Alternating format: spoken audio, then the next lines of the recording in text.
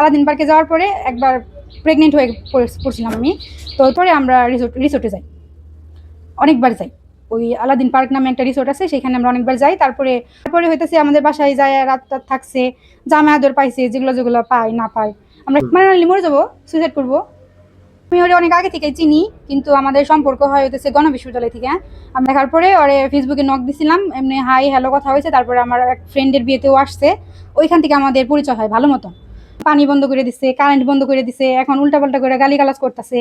তারপরে হইতেছে আমার বন্ধুর বিয়ের মধ্যে আসার পরে তারপরে ওই দিনকে রাত্রে আমাদের সারা রাত কথা হয়। তারপরে আস্তে আস্তে কথা হয়, দেখা হয়, আমরা ঘোরাঘুরি করি। প্রায় 2-3 মাসের উপরের মতন আমরা ঘোরাঘুরি করি, মানে প্রেমের সম্পর্কে জড়াই। তারপরে আমার পাশে থেকে অনেক চাপ দেয় যে বিয়ে, তোমাকে অন্য জায়গায় বিয়ে দিয়ে দিব। পরে আমি বলি, ও আমার আব্বুরে ডাইরেক্ট বলে যে আঙ্কেল আপনি অন্য কোথাও বিয়ে দিবেন না, আমি আপনার মেয়ে বিয়ে করবো। ও বাসায় এসে নিজে বলে, আমার আম্মুরে বলে গেছে, আমার আব্বুরে বলে গেছে সবার সামনে। সেইখানে আমার মামাতো বোন ছিল, মামাতো বোনের জামাইও ছিল। আমার মামাতো বোনের বাচ্চা হয়েছে, তখন আসছিল, তখন বসে বলে গেছে সবার সামনে। এমন তো না যে ওদের শুধু আমার আব্বা আমার সামনে বলে গেছে, ও সবার সামনে বলে গেছে। তারপরে বলার পরে তারপরে আমি ঠিক আছে তাহলে আমরা হুজুরদের বিয়ে পরে রাখি। পরে তারপরে তার ঠিক 2-3 দিন পরে আমরা গণবিশ্ববিদ্যালয়ে ওইখানে একটা মসজিদ আছে, সেই মসজিদের এখানে ওই নিজে নিয়ে যায় আমরা বিয়ে করছি, হুজুর দিয়ে আমরা বিয়ে করছি। তারপরে তার ঠিক 2 দিন পরে আমাদের পরীক্ষা ছিল, তার 3-4 দিন পরে আমরা রিসোর্টে যাই, অনেকবার যাই। ওই আলাদিন পার্ক নামে একটা রিসোর্ট আছে, সেখানে আমরা অনেকবার যাই। তারপরে ওইখানে তো অনেক টাকা পয়সার বিষয়। তারপরে আমরা বললাম যে ঠিক আছে আমরা ফ্যামিলিতে জানানোর পরে আমার ফ্যামিলি মানে নিছে। ওরে বলছি যে তোমার ফ্যামিলিতে বলো, ও বলে নাই। সেটা ওর ব্যর্থতা। ও বলছে না আমি তোমাকে অনুষ্ঠান করে তারপরে নিয়ে যাবো, আর গ্রাজুয়েশন কমপ্লিট এখনো 2 বছর আছে, সব কমপ্লিট করে তারপরে ওর ফ্যামিলি নাকি প্রোগ্রাম করে নিয়ে যাবে, এই কথা বলছে। তখন ওর ফ্যামিলির কথা বলছে, কিন্তু এখন বলে যে ওনারা কোনো কিছুই জানে না। তো তারপরে হইতেছে আমাদের বাসায় যায়, রাত থাকছে, জামা আদর পাইছে, যেগুলো যেগুলো পাই না পাই। আমরা একসাথে অনেক জায়গায় ঘুরতে গেছি, পদ্মা সেতুতে গেছি, মাওয়া গেছি, আমাদের যে প্রোগ্রামগুলো হয় সেইখানে গেছি, অনেকেই দেখছি। ইভেন আমার আশেপাশের আত্মীয় স্বজন, আমার যে যারা আছে আমার বন্ধু বান্ধব সবাই জানে যে আমাদের বিয়ে হয়েছে। আমাদের এখন শুধু অনুষ্ঠান করে কাবিন নামা করে শুধু এ বাড়িতে উঠিয়ে দিব। আলাদিন পার্কে যাওয়ার পরে একবার প্রেগনেন্ট হয়ে পড়ছিলাম আমি। তো তখন আর কি এখন তো হঠাৎ করে তো আর ডাক্তার কাছে তো বলো তো জানে না যে আমি প্রেগনেন্সি টেস্ট করতে আসছি।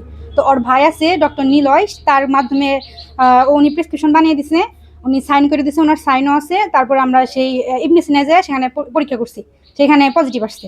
আসার পরে তখন প্রথমে বুঝতে পারি নাই। পরে তারপরে আবার ফিরে আমি ওরা বলছি যে কী করবা তুমি, বাচ্চা কী করবা। পরে ওই মেঘনা জেনারেল হসপিটাল মানিকগঞ্জ, সেইখানে যায় না, আমি ওরা আবার ফোন দিচ্ছি যে তুমি কী করবা। ও বলছে যে রাখবো না, এখন আমরা কোনো কিছু করি না, এস্টাবলিশ হই নাই, আমরা রাখবো না। তো তখন আমার 2.5 মাসের উপরে বাচ্চা।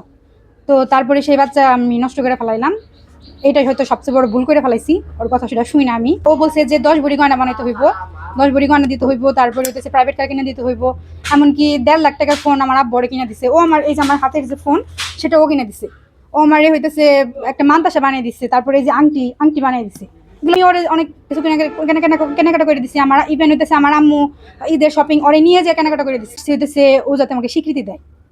আর ফ্যামিলিতে যখন প্রস্তাবের মাধ্যমে যখন জানানো হইলো, তখন ওরা বলতেছে আমরা দেখতেছি বুঝতেছি। উনি মানে আমার কাকা একজন আছে, তার মাধ্যমে পাঠাইছি, সে বলছে যে আমরা জানাবো সবাই। বললো যে আমরা সবাই রাজি, আমরা জানাবো, তুমি রাত্রে এসো।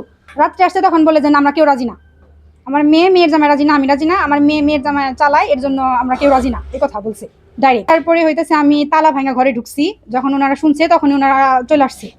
আমি যখন ফার্স্ট ওনাদের বাড়িতে এসে 1 রাত বাইরে ছিলাম, তখন উনি আমাকে দেখে তালা মেরে চলে গেছে। আর মানে উনি ওনার জামাই যে কই চলে গেছে কেউ জানে না। আমি সারা রাত বাইরে ছিলাম, একটা মহিলা, আমার সাথে আমার এক আন্টি ছিল, আর কেউ ছিল না। 3 দিন আগে ওর আব্বুকে ফোন দিছি যে আমি সাদিয়া, আমি আপনার ছেলে আমাকে 3 বছর আগে বিয়ে করছে। কয় তখন কেন আসো নাই?